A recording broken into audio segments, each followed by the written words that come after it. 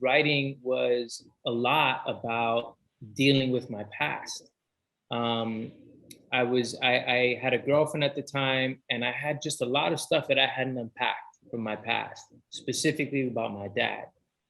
And she really sort of pushed me to write, just write stuff out. And so I would start writing things out, and it's a tricky thing when you start going back to your past and things that maybe you don't want to go through, that have been buried, that are traumatic. And I started exploring those things. And in that process, she was like, you have an amazing story, just so you know, like whether you want to do anything or not, it's pretty incredible. And so I started like really looking at it, and then slowly started putting together a screenplay, my first screenplay, and sort of formatting it. And then I started to understand how screenplays work and structure. But the amazing thing about that first screenplay, that first story I wrote, it was basically therapy. It was cathartic. I was working out a lot of stuff without even knowing it. It began to get me to ask more questions and call my mom and go, what happened? How did you meet dad? What was this? What was that? Really starting to put the pieces of my life together. And one day I had this epiphany. It's like this light bulb went off where I was like, I hadn't seen my dad in 14 years. I hadn't seen him.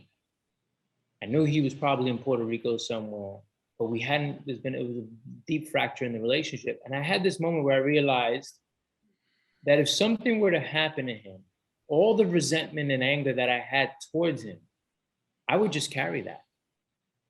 He'd be dead, and I'd be the one that would feel like, oh, I didn't do anything.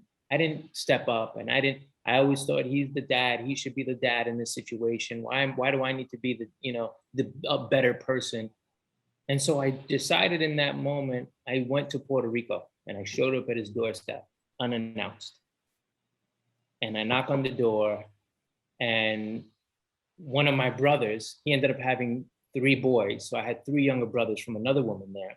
One of my brothers answers, and then I see the old man on the sofa, small, old, not what I remembered at all, guitar in hand. And we just spent the day together. We never spoke about, I went there pretty riled up, and like, it was just this day that we spent together. And it was just this gratitude of like, the one thing he said was like, you did something I could never do. Thank you. And he would play music the whole day. He's playing music everyone. He played a song about how you can learn on the spot, how you can learn from your children. Everyone's crying. We're all crying, super emotional. So we just spent that day together, and that was it. And so out of that screenplay, out of that process of writing, I made peace with my dad.